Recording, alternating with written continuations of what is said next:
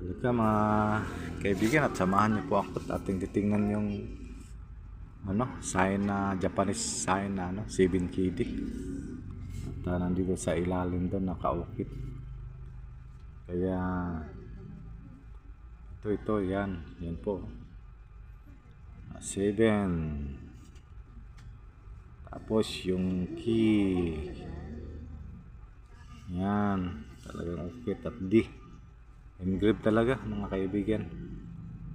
At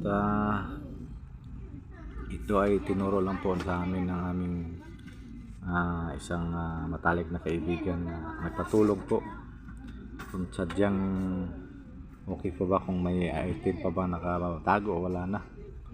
At hindi po ako nakasiguro kasi kung titingnan po natin ang site ay malinaw na mayroon pong road construction dito sa tabi.